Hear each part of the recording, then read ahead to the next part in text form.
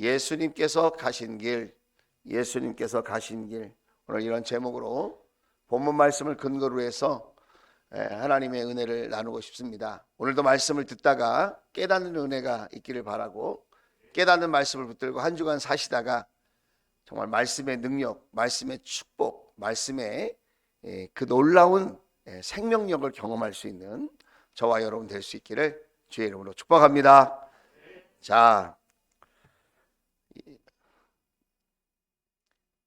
우크라이나에 우리 선교사님, 스페인 선교사님이 난민 구호 활동을 하려고 다녀오셨는데, 어제 카톡으로 저에게 동영상과 더불어 사진을 한 30장 정도 이렇게 보내셨어요.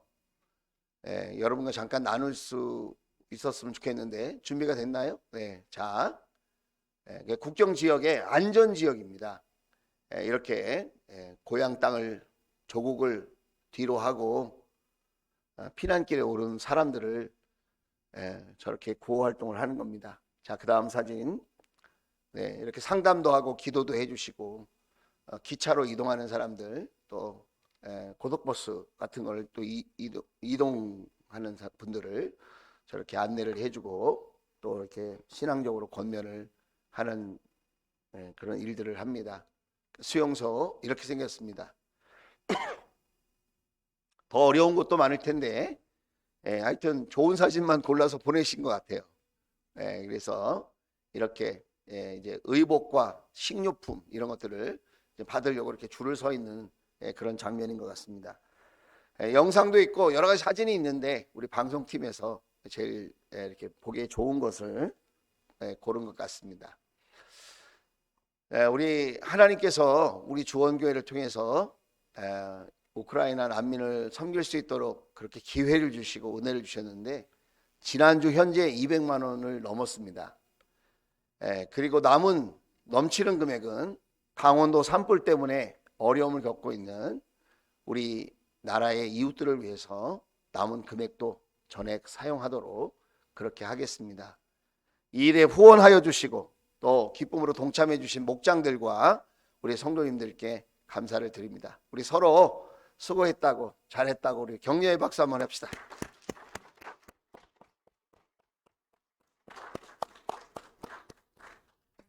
적은 힘이지만 최선을 다해서 이렇게 함께 동참해 주신 우리 조원 가족들이 자랑스럽고, 또 우리 조원 가족들을 통해서 일하시는 하나님께 깊은 감사를 드립니다.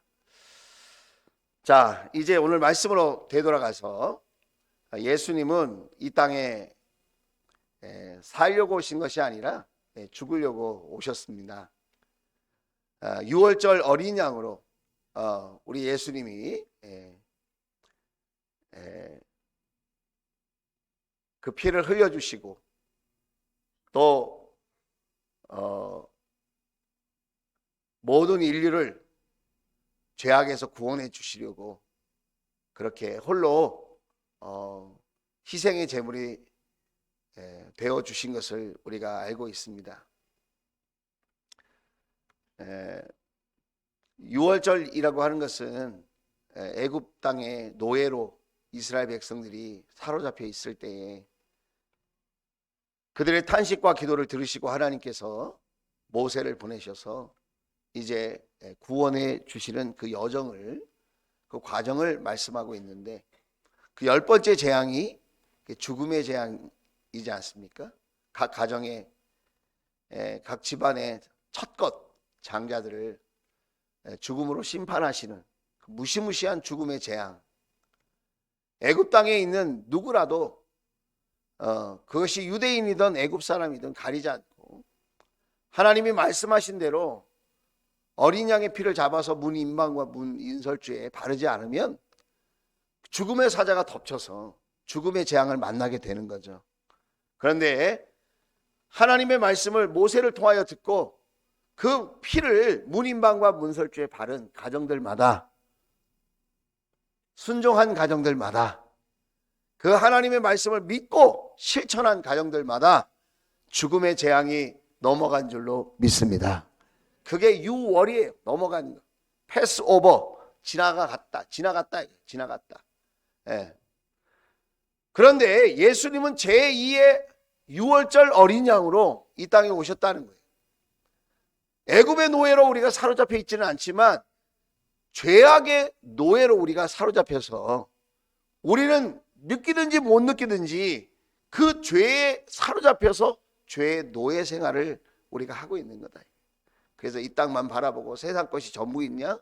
그렇게 정신없이 살다가 어느 날 하나님이 오라 하실 때에 미처 예수님의 구원을 믿지 못하고 죽음을 맞이하게 되는 사람들은 하나님이 예비해 놓으신 천국길로 가는 것이 아니라 영원한 절망의 길인 지옥길로 가게 되는 것 아닙니까? 이 사실이 너무 불쌍하고 안타까워서 예수님은 제2의 하나님의 어린 양으로서 제2의 출애굽, 제2의 유월절 희생제물이 되어주셔서 이 땅에 오셔서 자신의 몸을 찢고 피 흘리셔서 누구든지 그 피를 나를 위한 피, 나를 위한 용서, 나를 위한 희생으로 받아들이는 사람들마다 죽음의 죄악으로부터 자유케 되어지고 죄의 용서함을 받으며 하나님의 자녀가 되어서 한 번은 죽을지언정 그 이후에는 천국으로 옮겨져 가는 그런 영광스러운 자녀의 길을 걷게 되어지는 줄로 믿습니다. 예, 복 받아서 좋겠습니다. 옆 사람을 축복하겠습니다. 시작. 한 번 더 인사합시다. 예수님 때문입니다. 시작. 네, 예수님 때문에 우리는 하늘의 복을 받은 줄로 믿습니다. 네. 그런데 예수님이 가신 그 길은, 그 십자가, 그 피 흘리시는 그 길은 굉장히 외롭고 쓸쓸한 길이었다는 거예요. 제자들과 3년 동안이나 동고동락을 했습니다. 수많은 기쁨의 시간이 있었고 감동스럽고 또 서로 사랑을 나누는 그런 뿌듯한 시간이 있었을 거예요. 뿐만 아니라 함께 슬퍼하고 아파하고 괴로워하고 힘들어하는 시간들이 있었을 거예요. 수많은 하나님의 사건의 현장에서 그 12명의 제자들과 예수님은 함께 하셨어요. 귀신을 내쫓고 병자를 고치고 물 위를 걸어오시는 예수님을 만났고 풍랑이 잔잔해지는 것을 봤고 심지어는 죽었던 나사로가 사흘 만에 다시 살아 일어나는 것을 보았습니다. 영광스러운 그런 시간들을 함께 보냈음에도 불구하고 이제 예수님이 짊어지셔야 하는 그 십자가의 길을 가실 때에는 예수님은 철저히 혼자이셨다는 거예요. 자, 오늘 31절 말씀을 보겠습니다. 그때 예수께서 제자들에게 말씀하셨다. 오늘 밤에 너희는 모두 나를 버릴 것이다. 지금 세 번째 제자들이 예수님과 함께 유월절 잔치를 벌이고 있는 거예요. 이스라엘 절기 중에서 우리나라 설날처럼 가장 큰 절기예요. 이스라엘 백성들이 애굽 땅 노예에서 벗어나 자유케 되었다고 하는 그 기쁨의 절기를 지금 잔치를 하면서 보내는 거예요. 그런데 이 세 번째 유월절은 뭔가 달라. 분위기가 무거워요.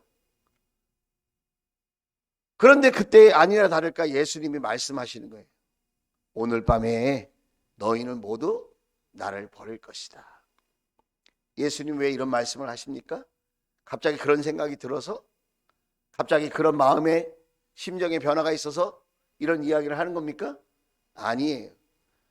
예수님이 하시는 모든 말씀은 이미 하나님께서 구약 성경에 약속해 놓으신 말씀을 다 이루시기 위한 과정으로 지금 이렇게 표현하시는 거라는 거예요. 예수님은 즉흥적으로 생각나는 대로 감정이 이끌리는 대로 그렇게 자신의 인생의 길을 걸어가신 것이 아니라 하나님의 약속대로 하나님의 말씀대로 그 길에 순종하기 위해서 지금 그 길을 걸어가고 계신다는 거예요. 자, 스가랴 13장 7절 말씀입니다. 빨간 글씨만 읽어보겠습니다. 시작. 목자를 쳐라. 그러면 양떼가 흩어질 것이다. 목자를 쳐라. 그러면 양떼가 흩어진다는 거예요. 예수님을 쳐라. 그러면 예수님의 제자들이 다 흩어질 거라는 거예요. 예수님을 따르던 수많은 사람들이 다 흩어질 거라는 거예요. 결국 누구만 남는다는 거예요? 예수님만 남는다는 거죠. 자, 그런데 이 이야기를 듣고 있다가 베드로가 이렇게 이야기합니다. 33절 이렇게 이야기해요. 베드로가 33절에 보면 이렇게 이야기를 합니다. 베드로가 예수께 말하였다. 비록 모든 사람이 다 주님을 버릴지라도. 빨간 글씨 읽겠습니다. 시작. 나는 절대로 버리지 않겠습니다. 자, 베드로가 지금 절대로라고 그래요. 절대로. 다 흩어진다고요? 다 예수님을 버린다고요? 다 예수님을 배신한다고요? 예수님, 나는 절대로 버리지 않을 거예요. 나는 절대로 예수님을 배신하지 않을 거예요. 자, 34절에 이 이야기를 듣고 예수님이 말씀하십니다. 파란색, 빨간색 읽겠습니다. 시작. 오늘 밤에 닭이 울기 전에, 첫 닭이 울기 전에 내가 3번 나를 모른다고 할 것이다. 3번. 그랬더니 베드로가 이번에도 가만히 있지 않습니다. 35절에 파란색, 빨간색 우리 같이 읽어보겠습니다. 시작. 주님과 함께 죽는 한이 있을지라도 절대로 주님을 모른다고 하지 않겠습니다. 그리고 다른 제자들도 모두 그렇게 말하였다. 내가 죽는 한이 있더라도, 내가 죽는 한이 있더라도 절대로 주님을 모른다고 하지 않겠습니다. 그렇게 호언장담을 하는 거예요. 그리고 다른 제자들도 모두 그렇게 말했다는 거예요. 여러분, 여기서 2가지 영적 교훈을 나누고 싶습니다. 첫째는 무엇이냐면, 믿음이라고 하는 것은 자기 자신을 의지하는 것이 아니라 예수님을 의지하는 것이다 라는 거예요. 한번 따라서 하겠습니다. 믿음은 나를 의지하는 것이 아니라, 사람을 의지하는 것이 아니라 예수님을 의지하는 것이다. 여러분, 베드로가 절대로 예수님을 떠나지 않는데요, 버리지 않는데요. 여러분이 생각하실 때는 베드로가 거짓말하는 것 같습니까? 진심을 말한 것 같습니까?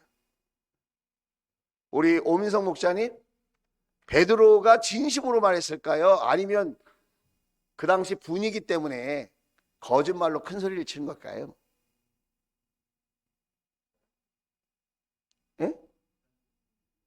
그 당시에 진실이었을 것 같아요. 근거가 있을까요? 네, 그럼요. 진심이었어요. 어떻게 알 수 있죠? 베드로는 예수님이 잡혀가는 그날 밤 겟세마네 동산에서 기도하고 나갈 때 칼을 차고 예수님을 지키려고 했던 사람이에요. 예수님을 잡으러 온 대제사장의 종의 귀를 잘랐어요. 우리 예수님 못 데리고 가! 그렇게 앞장서서 활동했던 사람이 베드로예요. 그리고 예수님이 기어이 체포되어서 대제사장의 집에 끌려갔을 때에도 멀찍이지만 끝까지 대제사장의 집에 예수님이 체포되신 그 장소에 따라갔던 유일한 사람이 베드로예요. 베드로는 지금 진짜를 얘기한 거예요. 근데 그거 아십니까? 아무리 생각이 진짜여도, 아무리 내 마음이 진심이어도, 내가 아무리 말하는 것이 사실이어도 사람은 스스로 그 약속을 지킬 수 있는 능력이 없다. 제한적이라는 게 제한적. 가끔 저는 이런 얘기를 들어요. 어떻게 사람이 그럴 수 있냐? 나는 약속을 믿었는데 어떻게 사람이 그럴 수 있냐는 거예요. 여러분, 사람은 그럴 수 있어요. 한번 따라서 하겠습니다. 사람은 신이 아니다. 네, 사람은 신이 아니에요. 우리가 서로 믿어주고 신뢰해 주는 거지, 예수님만큼 사람을 믿는다? 그것은 지혜롭지 못한 거예요. 신앙생활도 마찬가지입니다. 내가 내 의지로 잘 믿을 수 있어. 그거는 어렸을 때 막 은혜 받고 정말 물불을 가리지 않고 내 주님을 위해서 살겠습니다. 그게 진심이에요. 사실이에요. 그러나 그대로 살 수는 없어요. 저는 여러분이 참 좋으신 분인 걸 알고 있어요. 참 훌륭하신 성도님들이에요. 그러나 저는 여러분을 예수님처럼 믿지는 않아요. 저나 여러분이나 다 육체의 한계 속에 살고 있고, 베드로가 진심이었어도 오늘 70절, 72절, 74절 하나님 말씀을, 성경을 보면 26장 거기에 이렇게 얘기를 해요. 베드로는 여러 사람 앞에서 부인하였다. 나는 내가 무슨 말을 하는지 모르겠다. 이게 첫 번째 부인한 거예요. 두 번째, 베드로는 맹세하고 다시 부인하였다. 한 번 부인했는데 두 번째는 맹세하고 부인했어요. 나는 그 사람을 알지 못하고. 74절, 과간도 아닙니다. 이번에 맹세한 게 아니에요. 저주하며 맹세하여 말하였다. 나는 그 사람을 알지 못하고. 꺾여 하고 닭이 울었어요. 누가 말씀하신 대로? 예수님이 말씀하신 대로. 여러분, 우리는 누구입니까? 나는 도대체 누구입니까? 나는 예수님의 도움이 필요한 사람이라는 거예요. 나는 철저하게 예수님의 도우심이 필요한 존재라는 거예요. 내 스스로 할 수 있는 것도 많이 있겠지만 나는 위험 앞에, 두려움 앞에, 수많은 이익들 앞에 비겁해질 수 있고, 뒤로 물러설 수 있고, 주저앉을 수 있고, 거짓말을 말할 수 있고, 여러분, 우리는 실수할 수 있는 연약한 존재라는 거예요. 남편을 믿으세요? 조금만 믿으세요. 예수님처럼 믿지 마세요. 자식을 믿으세요? 자식을 너무 믿지 마세요. 부모님을 믿으세요? 상처받아요. 그분들도 다 연약한 분들이에요. 그러면 사람은 어떤 존재냐? 믿음의 대상이 아니고, 의지의 대상이 아니고, 신뢰의 대상이 아니고, 따라서 하겠습니다. 사랑의 대상이다. 사랑의 대상이다. 예수님은 6월절 만찬을 하면서 이미 가룟 유다가 은 30양을 받은 걸 다 알았어요. 예수님을 팔아 넘기려고 지금 돈을 받았어요. 베드로가 세 번 부인했다는 것은 우연히 그렇게 했다는 게 아니에요. 완전하게 부인했다는 거. 완전하게 의도를 가지고 자기 자신을 지키기 위해서 그토록 진심으로 말했던 예수님을 지금 배신하는 거예요. 부인하는 거예요. 그런데 예수님은 어떻게 하십니까? 야, 이 배신자들아, 이 악한 것들아, 이 의리도 없는 것들아, 그렇게 책망하지 않으셨다는 거예요. 오늘 32절 말씀을 보면 이렇게 말씀해요. 32절 아까 우리가 읽었었죠? 그러나 너희가 나를 배신하고, 너희가 나를 팔아넘기고, 너희가 나를 다 버리고, 너희가 다 나를 모른 척하고, 심지어 베드로 너는 나를 부인하고 맹세하고 저주하면서 나를 도저히 모르는 사람이라고 할지라도, 그러나 내가 죽을 거야, 십자가에. 그런데 그 뒤에 내가 살아날 거야. 내가 부활할 거야. 그리고 너희보다 먼저 갈릴리로 갈 것이다. 여러분, 왜 하필이면 갈릴리일까요? 왜 예루살렘이 아니고, 왜 바닷가 경치 좋은 곳이 아니고 왜 갈릴리로 간다고 말씀하시는 걸까요? 중요한 순간이라고 벨이 울리잖아요. 여러분, 그 갈릴리라고 하는 장소는 예수님과 제자들이 처음 만나 사랑을 나누는 것이에요. 예수님이 제자들과 함께 믿음의 첫사랑을 나눈 곳이에요. 믿음의 첫사랑. 내가 너희와 첫사랑 나눴던 그 장소로 가서 기다리고 있을 거야. 너희들은 나의 사랑을 배신하지 마. 나는 너희들을 향한 사랑을 놓지 않을 거야. 잊지 않을 거야. 버리지 않을 거야. 여러분, 안심하셔도 돼요. 우리 예수님이 저와 여러분의 연약함을 알고 계세요. 그래서 죄책감에 사로잡혀서 여러분 불안에 떨 필요가 없어요. 낙심하고 절망할 필요가 없어요. 나는 그 손을 놔도, 나는 등을 돌려도, 나는 모른다고 부인해도, 나는 배신할지라도 주님은 저와 여러분을 끝까지 붙들고 놓지 아니하실 줄로 믿습니다. 요한복음 13장 1절에 보면 자기의 제자들을 사랑하시되 끝까지 사랑하시니라. 자기 제자를 사랑하시되 언제까지 사랑하신다고요? 끝까지. 주님의 사랑은 영원한 거예요.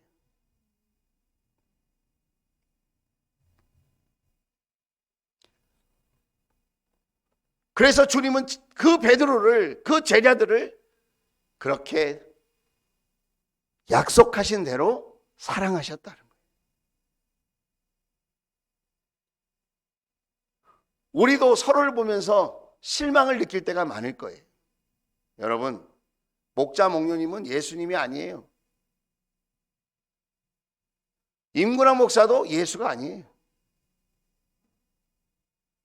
교회 먼저 다니고 오래 믿고 잘 믿는다고 해서 그 사람도 예수님이 아니에요.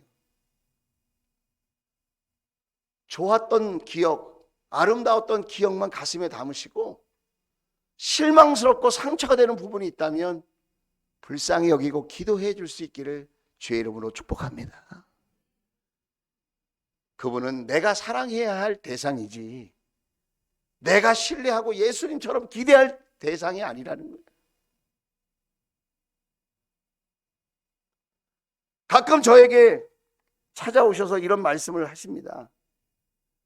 실망스럽다. 그 사람을 보니 실망스럽다. 우리 목자 목녀님을 보니 너무 안타깝다. 왜 목사님은 그런 분을? 여러분, 먼저 순종해 보려고 노력하는 거예요. 본인도 부족하지만 사랑해 보려고 애쓰는 거예요. 그 마음 귀하게 여겨주셨으면 좋겠어요. 우리 가정이 얼마나 인생의 집이 무겁습니까? 우리 가정만 해도, 나 자신만 해도 얼마나 여러분 고단하고 피곤합니까? 그 주님의 몸된 교회를 섬기고 목장 식구들을 돌보려고 애쓰는 그 마음 여러분 받아주셔야 돼요. 한번 따라서 합시다. 참 귀하다. 참 고맙다. 내가 기도해줘야지. 내가 기도해줘야지. 나도 섬겨줘야지. 할렐루야. 애쓰잖아요. 우리는 서로 사랑의 대상이다. 그 사실을 가슴에 꼭 담을 수 있기를 주의 이름으로 축원을 드립니다. 두 번째 영적 교훈은 뭐냐면 예수님의 고독함에는 우리를 향한 깊은 사랑이 숨겨져 있다는 거예요. 자, 31절 다시 돌아가 볼게요. 31절. 그때 예수께서 제자들에게 말씀하셨다. 오늘 밤에 너희는 모두 나를 버릴 것이다. 여러분, 다 버린다는 거예요. 제가 목회를 하면서 가장 마음이 힘들 때가 뭐냐면 너무 외롭다는 거예요. 고독하다는 거예요. 여러분이 저를 보시면 어떤 마음이 드시는지 모르겠어요. 우리 목사님은 잘 지내. 항상 즐거운 것 같아. 문제가 없는 것 같아. 뭐 이렇게 봐주시니까 뭐 감사하긴 한데 개척교회를 처음 했더니 제가 종종 얘기하잖아요. 아, 이 목사님은 문제가 없구나. 내가 안 도와줘도 되겠구나. 그리고 딴 교회 가는 분이 계셨다고 제가 그런 얘기도 나눴잖아요.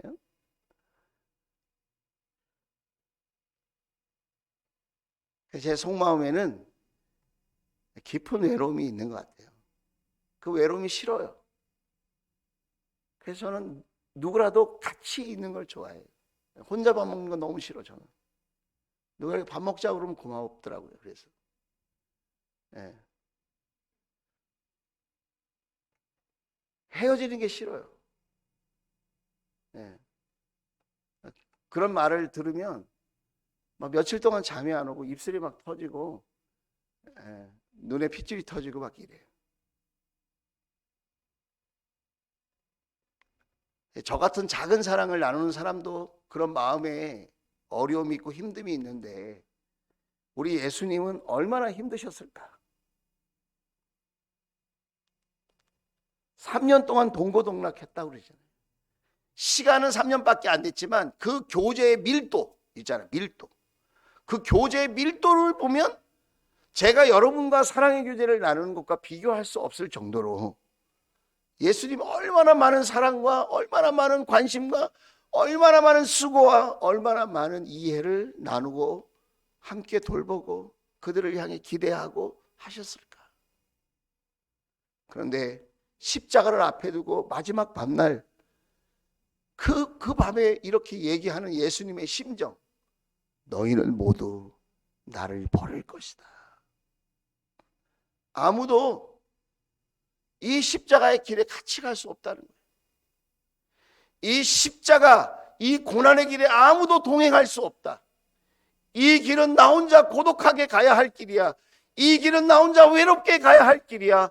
이 길이 내가 가야 하는 사명의 길이야 라고 말하는, 누구도 함께 할 수 없는 길, 그래서 더 외로운 길, 그 길을 예수님은 가셨다는 거예요. 왜 그렇게 하셨을까?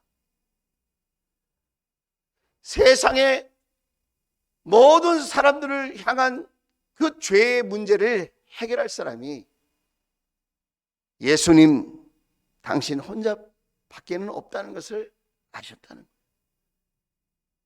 누가 같이 짊어질 수 있는 죄의 짐이 아니라는 거예요. 사람이지만 완벽한 의인이셨던 예수님, 오직 당신 한 분만이 온 인류의 죄악을 담당하실 수 있는, 짊어지실 수 있는 유일한 희생 제물이시기 때문에 예수님이 그렇게 홀로 십자가의 길을 가셨다는 거예요.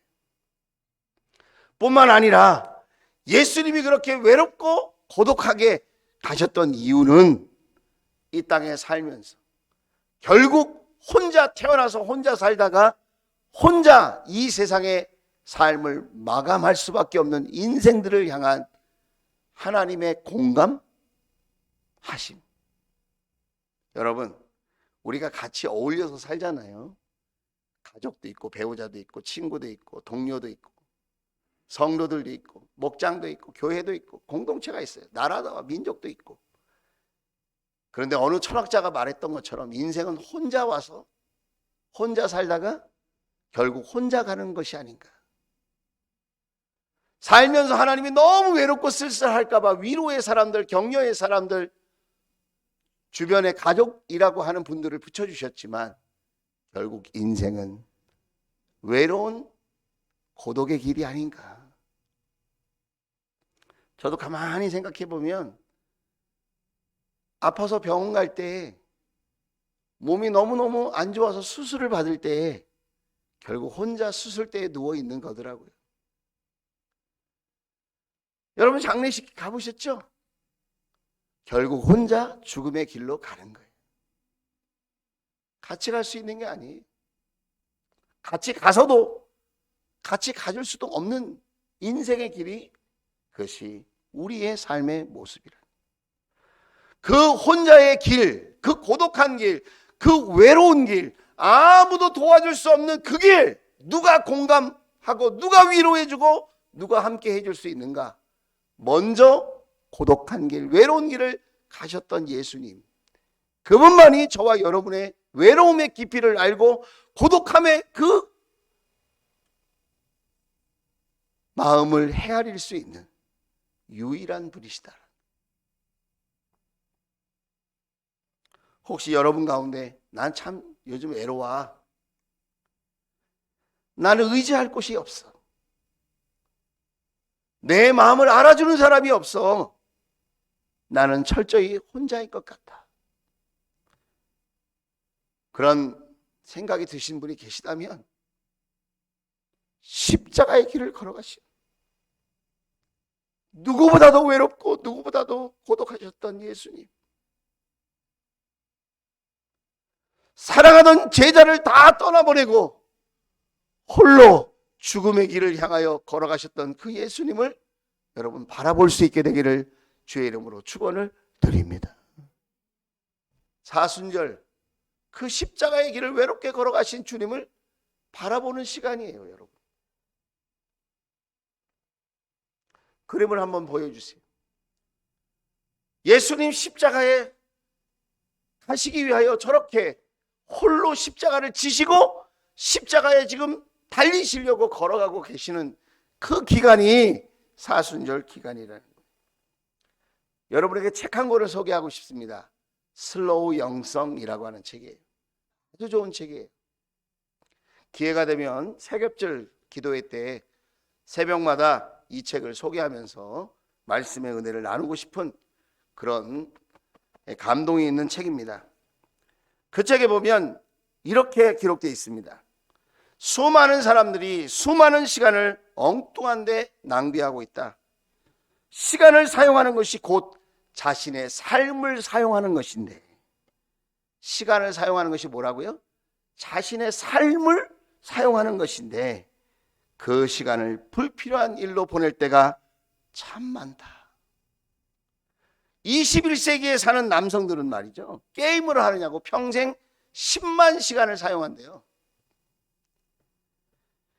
그리고 잠자기 전에 1시간 이상씩 TV 시청하는 사람이 대부분인데 그 시간이면 6개월이면 성경을 일독한다는 거예요. 하루에 1시간씩 성경을 읽으면 내가 6개월 안에 성경을 일독한다는 거예요. 아침에 일어나서 보통 스마트폰을 20분 정도는 누구나 사용하는데 오늘의 날씨, 오늘의 뉴스, 간밤에 뭐가 있었나. 요즘은 스마트폰을 보면서 출근하고 스마트폰을 보면서 하루를 시작해. 심지어는 갓난 애기도 눈 뜨자마자 스마트폰 달라고 울더라고요. 배고파서 우는 게 아니에요. 스마트폰 줘 그러고 막 울어. 주면 울음이 뚝 그쳐. 그런데 여러분 그거 아십니까? 스마트폰 한 20분이면 내가 소중하게 여기는 사람들을 위하여 기도할 수 있다는 거예요. 20분 동안. 그리고 불필요한 쇼핑을 위해서 이리저리 검색하고 이곳저곳을 다니는 그 시간을 아끼면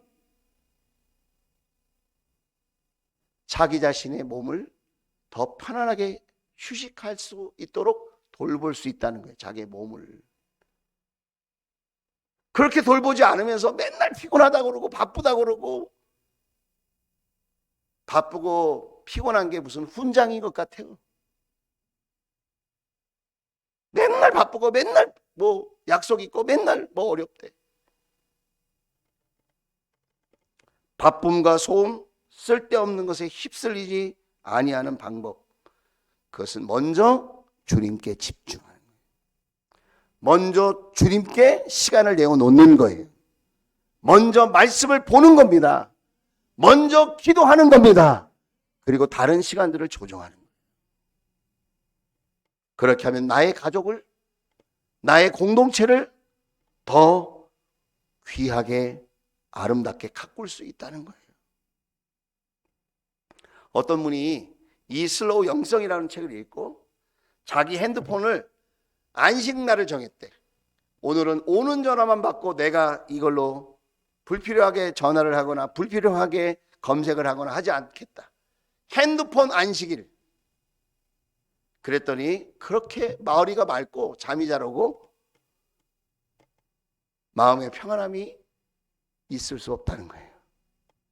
야, 나도 한번 해보고 싶다. 핸드폰 안식일. 여러분 한번 도전해 볼 수 있기를 주의 이름으로 축복합니다. 사순절 기간 2주차를 맞이합니다. 예수님을 홀로 저와 여러분을 공감하시려고 고독하고 외로운 길을 가셨습니다. 우리가 하루의 시간 전체를 하나님께 내어놓을 수는 없지만 하루의 첫 시간 30분 그 시간을 하나님께 드릴 수는 없을까요? 바쁘고 힘든 우리의 일상생활 속에 일어나자마자 TV를 켜고 일어나자마자 핸드폰을 켜기 전에 일어나자마자 하나님 앞에 엎드려 예배할 수는 없을까요? 예수님께서 가신 길, 그것은 저와 여러분을 사랑하신 길이에요. 저와 여러분을 위로하신 길, 저와 여러분을 살리신 길. 예수님의 고독함에는 저와 여러분을 향한 깊은 사랑이 숨겨져 있다는 거예요. 그 십자가, 그 주님의 십자가를 바라보며 저와 여러분의 마음속에 울림 있기를 주의 이름으로 축복을 드립니다. 예수님 가신 그 길을 기억합시다. 그리고 예수님 가신 그 길을 여러분 생각하면서 우리도 외롭고 힘든 이웃들을 섬겨봅시다. 내가 필요로 하는 사람, 나에게 이익이 되는 사람이 아니라 정말 예수님의 사랑이 필요하고 정말 예수님의 십자가의 은혜가 필요한 사람들을 찾아가 그들에게 그 주님의 깊은 사랑을 전할 수 있는 사순절이 될 수 있기를 원합니다. 예수님께서 가신 길, 그 길을 기억하고 그 길을 생각하며 사랑으로 섬겨보고 그리고 그 예수님을 마음껏 전할 수 있는 이 한 주간 그리고 사순절 기간이 될 수 있기를 주의 이름으로 축복합니다. 기도합시다.